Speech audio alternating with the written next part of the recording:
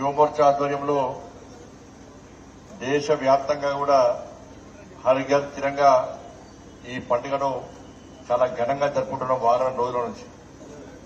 దానిలో భాగంగానే కరీంనగర్ లో కూడా యువమోర్చా జిల్లా అధ్యక్షుడు సోదరుడు సంపత్ గారి ఆధ్వర్యంలో ఈరోజు ఈ కార్యక్రమాన్ని వాళ్ళ టీం మొత్తం కూడా ఈరోజు బ్రహ్మాండంగా ఇలా ఇంత పెద్ద ఎత్తున నిర్వహించడం జరిగింది.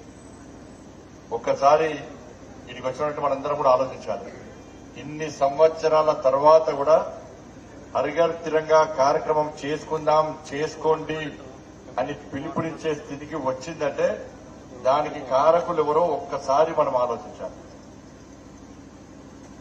వాస్తవానికి ఎవరి పిలుపు అవసరం లేకుండా ఎవరికి వారు ప్రతి భారతీయుడి వల్ల వాళ్ళ ఇంటిపైన ఆ మువ్వన్నెల జెండా ఎగిరేసుకునే పరిస్థితి దేశంలో ఉండాల్సి ఉండేది.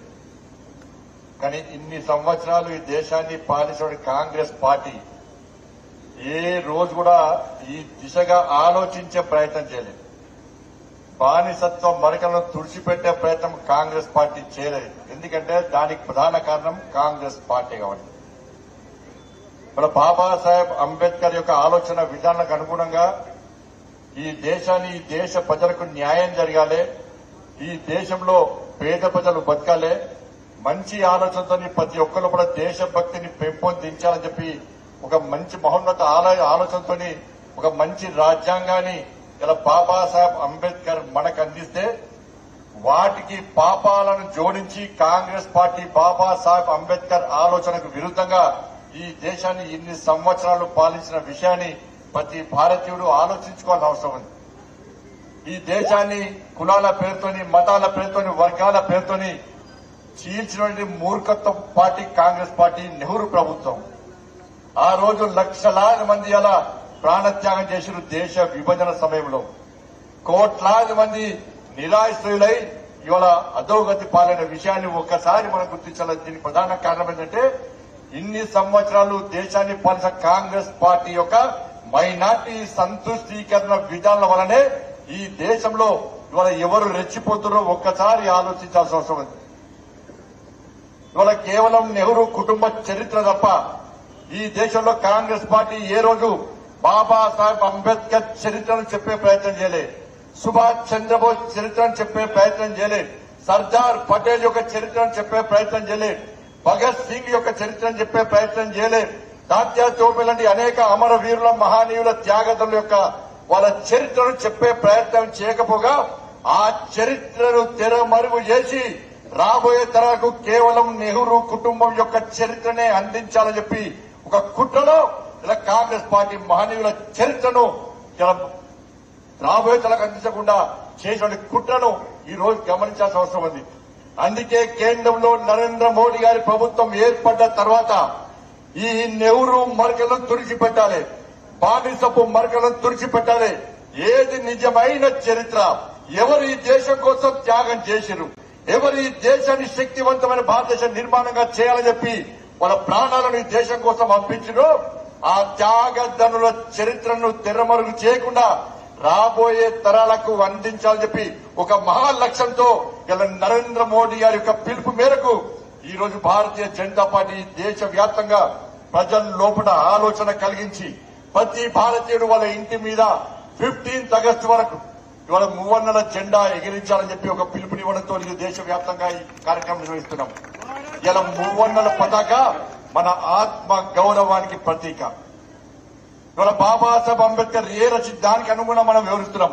ఇవాళ 370 ఆర్టికల్ రద్దు చేయాలని చెప్పి శ్యామా ప్రసాద్ ముఖర్జీ లాంటి అనేక మంది వ్యక్తులు, అనేక మంది కార్యకర్తలు, మహానుభావులు ప్రాణ త్యాగం చేస్తే జమ్మూ కాశ్మీర్ భారతదేశంలో అంతర్భాగం కాకుండా చేయడానికి కాంగ్రెస్ పార్టీ కుట్రలు చేస్తే నరేంద్ర మోడీ గారి ప్రభుత్వం ఏర్పడ్డ తర్వాత ఏ వీర జవాన్లు, ఏ శ్యామా ప్రసాద్ ముఖర్జీ, ఏ భారతీయులు 370 ఆర్టికల్ రద్దు చేయాలి, జమ్మూ కాశ్మీర్ ఈ భారతదేశంలో అంతర్భాగమే, ఈ దేశంలో ఒక్క గజం, ఒక్క అంగుళం జాగ కూడా ఇతర దేశాలకు అప్పగించే ప్రయత్నం చేయబోము.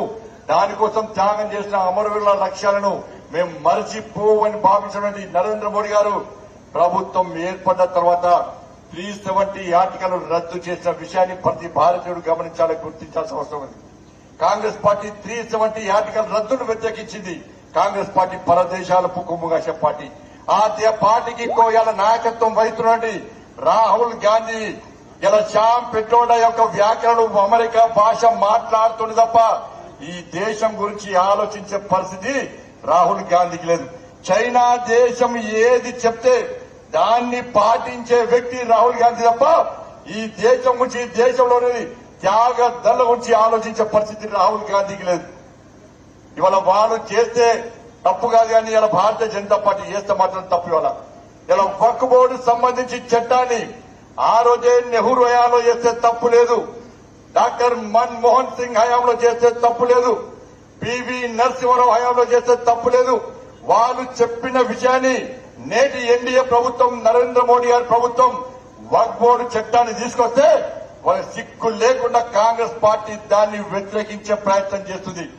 ఇలా నెహ్రూ గారు గాని మన్మోహన్ సింగ్ గాని పివి నరసింహారావు ఏదో చేయకుండా వదిలిపెట్టిండో, ఏదైతే చెయ్యాలని అనుకున్న చాతగాక వదిలిపెట్టిండో దాన్ని నరేంద్ర మోడీ గారి ప్రభుత్వం తీసుకొచ్చే ప్రయత్నం చేస్తే ఇలా కాంగ్రెస్ పార్టీ మతం పేరుతోని దాన్ని అడ్డుకునే ప్రయత్నం చేస్తున్నది.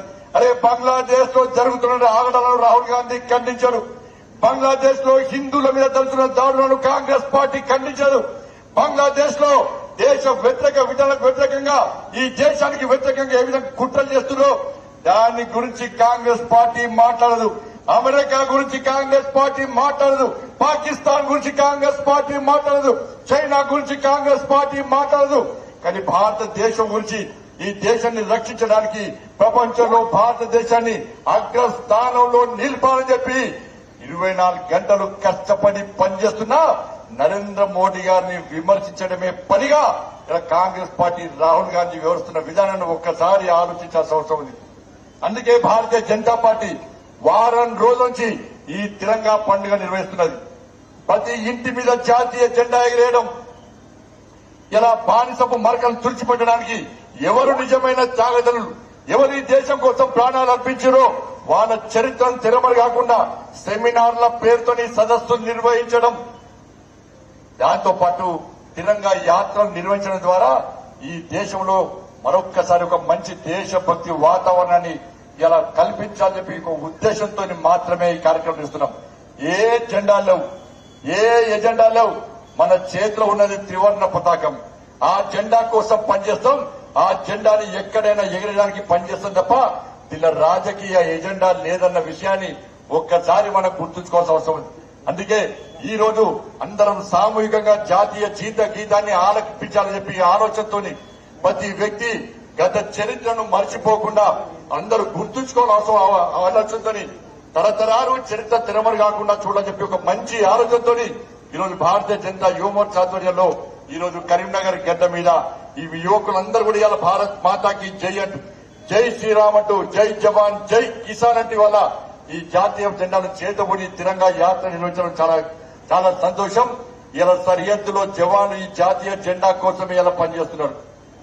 ఇలా చాలా మంది మాట జాతీయ జెండాను ఎగిరేస్తేది, జాతీయ జెండాను పట్టుకుంటేది, పట్టుకోకుంటేది చెప్పండి. ఈ ఆలోచన ఉన్నవాడు ఎవ్వరు కూడా భారతీయుడు కాదు. వాళ్ళ జాతీయ జెండా కోసం ఇలా సరిహద్దులో అనేక మంది వీర జవాన్లు ఇలా త్యాగాలు చేస్తున్నారు. ఇలా గతంలో చరిత్ర వేరు, నరేంద్ర మోడీ గారి ప్రభుత్వం వచ్చినాక చరిత్ర వేరు. గతంలో సరిహద్దులో కాంగ్రెస్ పార్టీ పాలనలో ఎవడో వచ్చి ఇతర దేశస్తులు వచ్చి మన జవాన్ల మీద దాడులు చేస్తే, మన జవాన్లను చంపే ప్రయత్నం చేస్తే, నా జవాన్ల మీద దాడులు చేసే ప్రయత్నం చేస్తే పైనుంచి ఆదేశాలు వచ్చే వరకు కూడా మనం ఆలోచించే పరిస్థితి. కానీ నరేంద్ర మోడీ గారి ప్రభుత్వం వచ్చిన తర్వాత ఏ జవాను వైపు ఎవడైనా పరాయి దేశస్తుడు మిలిటెంట్స్ కళ్ళెత్తి చూపితే ఇలాంటి ఆదేశాలు లేకుండా బుల్లెట్ల వర్షం కురిపించే స్వేచ్ఛ మన నరేంద్ర మోడీ గారి ప్రభుత్వం ఇచ్చిన విషయాన్ని ఒక్కసారి గుర్తుంచుకోవాల్సిన అవసరం ఉంది. అటువంటి మహానుభావుడు నరేంద్ర మోడీ గారు. కాబట్టి మనందరం కూడా ఈరోజు ఇంత పెద్ద ఎత్తున పండుగ వాతావరణంలో, ఒక దేశభక్తియుత వాతావరణంలో ఈ కార్యక్రమాన్ని నిర్వహించుకోవడం